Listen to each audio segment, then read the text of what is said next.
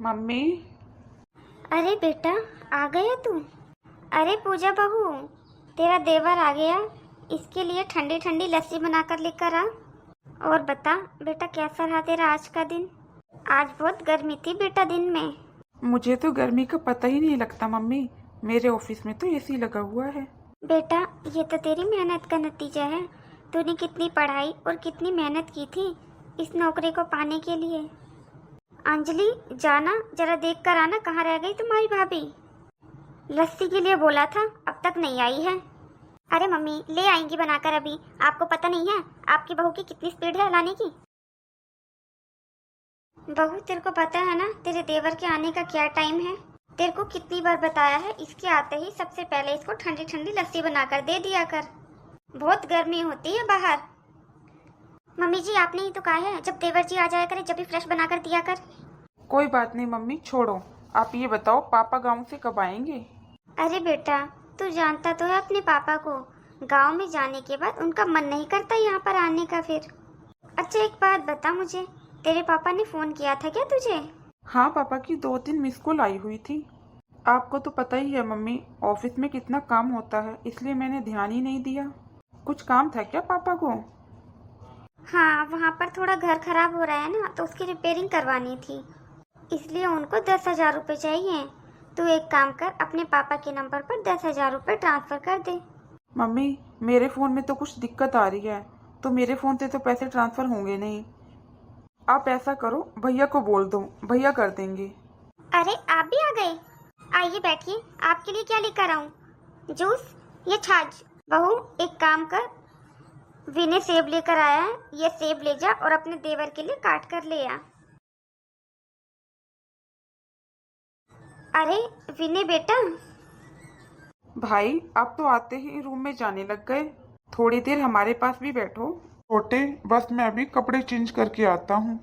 बेटा कपड़े चेंज करने बाद में जाना, पहले मेरी बात सुन ले। तेरे पापा का फोन आया है, उन्हें गांव में 10,000 रुपए की जरूरत है, तो उनके फोन पर डाल दे 10,000 रुपए। हाँ ठीक है माँ, अभी भेजता हूँ। भाई आप नारियल पानी नहीं लेकर आए मेरे लिए? अरे अंजलि, मैं तो भूल ही गया बिल्कुल। तू चिंता मत कर, मैं अभी मार्केट जाकर लेकर आता हूँ तेरे लिए नारियल पानी। वाह बेटा, तेरे से ये उम्मीद नहीं थी। तेरे को पता है ना, ये सुबह शाम दोनों टाइम नारियल पानी पीती है, तो तुझे याद से लाना चाहिए था ना। और जब तू ऑफिस जा रहा था, मैंने तेरे को जब भी याद दिलाया था कि अंजलि के लिए नारियल पानी ले आना। माँ, सारा दिन ऑफिस में बहुत काम होता है, निकल गया मेरे दिमाग से, नहीं याद रहा। अब कह तो रहा हूँ, 2 मिनट रुको, अभी जाकर ले आता हूँ। आज तो माँ वैसे भी अंकित भी आया हुआ था, उसके पास गाड़ी है, उसे बोल देते आप, अब तक तो वो भी ले आता। वाह बेटा, कितना अच्छा भाई है तू। तुझे पता है ना कितनी अच्छी नौकरी है उसकी। अरे ऐसे रेडियो पर से सामान लेता हुआ अच्छा लगेगा क्या वो? अगर तू मुझे मना कर देता तो मैं ही जाकर ले आती। मम्मी, मैंने बोला तो, मुझे याद नहीं रहा, मैं अभी लेकर आता हूँ। 2 मिनट रुको आप। हाँ जा लेकर आ, और डेली याद से ले आया कर। हाँ हाँ, उन्होंने अंकित को देखा था, उन्हें अंकित पसंद है। तुम तो बस शादी की तैयारी करो, शादी भी अब वो जल्दी करेंगे। हम तो सारी तैयारी कर लेंगे, लेकिन आप गांव में ही बैठे रहोगे क्या? हाँ, वो मैंने बताया तो था, 1-2 के पैसे रह रहे हैं, उन्होंने पैसे नहीं दिए अभी। आज लेकर आता हूँ उनसे। लेकिन तू समय बर्बाद मत कर, अंजलि को ले जा और तैयारियां शुरू करो। हाँ हाँ, हम कर लेंगे सारी तैयारियां, आप चिंता मत करो, आप आ जाओ बस। चल ठीक है, आता हूँ फिर कल। अंजलि बेटा, कल मैं बता रही थी ना कि अंकित के लिए एक बहुत अच्छी घर से रिश्ता आया है। बस अब अगले महीने तेरे छोटे भाई की भी शादी हो जाएगी। विनय, आ गया बेटा तू? विनय, अब घर में पैसों की जरूरत पड़ेगी। तेरे भाई का भी रिश्ता हो गया है और अंजलि की भी डिलीवरी है। अपनी कंपनी में बात कर और अपनी सैलरी पर लोन ले ले, और अब तक तेरे पास कितने पैसे इकट्ठे हो रहे हैं वो भी निकाल ले। और जो सैलरी आती है वो सारी घर खर्च में चली जाती है, मैं आपको दे देता हूँ। फिर मेरे पास तो कोई एक्स्ट्रा सेविंग है ही नहीं। हाँ माँ, लेकिन अंकित को लोन मिल जाएगा और उसके पास तो सेविंग्स भी होंगी। मैं बात करता हूँ आज अंकित से। अरे थोड़ी बहुत शर्म है तुझ में? वो अपने पैसों से अपनी शादी करेगा।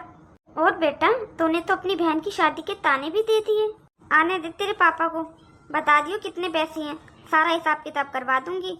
माँ, मैंने सिर्फ ये कहा है कि मैंने अंजलि की शादी में जो लोन लिया था अभी तक वो पूरा नहीं हुआ है, इसलिए मुझे लोन नहीं मिलेगा। इसमें मैंने भला आपको कौन सा ताना दे दिया? भाई बार बार तो आप बोल रहे हो कि मेरी शादी में लोन लिया था वो पूरा नहीं हुआ। ऐसा है बेटा, जितना अधिकार तुम दोनों भाइयों का है ना इस घर पर, उतना इस अधिकार इसका भी है। अरे अगर हम चाहते ना तो जमीन बेचकर बहुत अच्छी शादी करते अपनी बेटी की। दुनिया में लोग ऐसे ही करते हैं, जमीन तक बेच देते हैं अपनी बेटियों की शादी के लिए। और बेटा, इस घर का राशन ज्यादातर तेरे पापा ही लेकर आते हैं, और फिर तेरी पूरी सैलरी कहाँ खर्च हो जाती है। और हम तो कोई फालतू का खर्चा करवाते भी नहीं हैं। तुझे पैसे नहीं देने हैं घर में तो मत दे बेटा, लेकिन झूठ तो मत बोल। घर में जरूरत पड़ी तो तूने मना कर दिया। आए दिन देखो तेरी बीवी शॉपिंग के लिए जाती है, तब पैसे खर्च नहीं होते। माँ, पूजा जब भी बाजार जाती है मेरे साथ जाती है, अकेली तो ये कभी जाती भी नहीं है। और वो भी इसकी तबीयत ठीक नहीं थी तो मैं लेकर गया था इसे। अरे जोरू के गुलाम, जरा सी तो शर्म कर ले। ऐसा हो सकता है मम्मी इनके पास पैसे ना हो? मम्मी, भाभी बहुत सियानी है, अगर भैया पैसे ना देना तो ऐसा करना, जो जेवर आपने बड़ी भाभी को दिए थे ना वो बड़ी भाभी से आप ले लेना, और वही जेवर छोटी भाभी को दे देना। और वैसे भी इतना महंगा हो रहा है मम्मी सोना, और वो जेवर आपने बनवाए थे मम्मी अपने पैसों से, बड़े भैया ने नहीं दिए थे उसमें पैसे, तो आपका जिसको मन करे आप उसे दो। ये देवर जी का रूम है।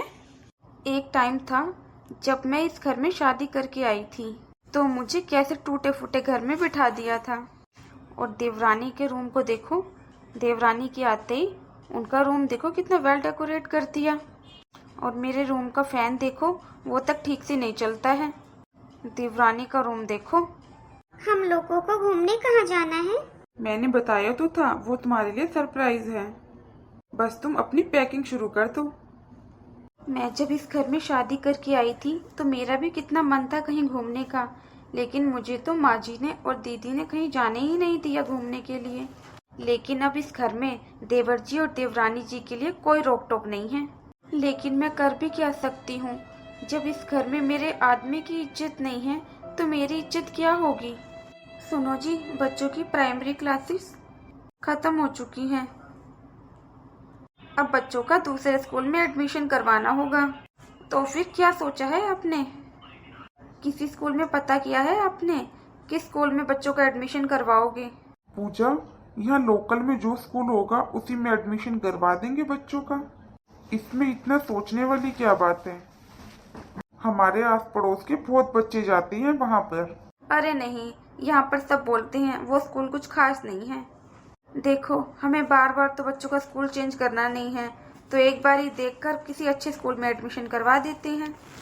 मैं बच्चों की पढ़ाई के साथ कोई भी कॉम्प्रोमाइज नहीं करना चाहती। हाँ तो कोई बात नहीं, जैसा तुम्हें ठीक लगे। तुम बताओ कौन से स्कूल में बच्चों का एडमिशन करवाना है, सोचा है तुमने? मैं तो इतना जानती नहीं यहाँ के स्कूलों के बारे में। आप अपनी किसी फ्रेंड सर्कल में पता करो ना, उनके बच्चे कौन से स्कूल में जाते हैं, कौन सा स्कूल अच्छा है। आप बाहर रहते हैं, आपको नॉलेज है, आप देखो। बस मैं ये चाहती हूँ हमारे बच्चों को अच्छी शिक्षा मिले। चलो ठीक है, मैं आज ही पता करता हूँ। ठीक है जी। अभी बताती हूँ मम्मी को। अंजलि, तेरी भाभी को बोल कि 1 कप चाय बना देगी। मम्मी, हर समय चाय पर ध्यान रहता है आपका, थोड़ा ध्यान अपने घर पर भी दे लो, क्या हो रहा है और क्या नहीं।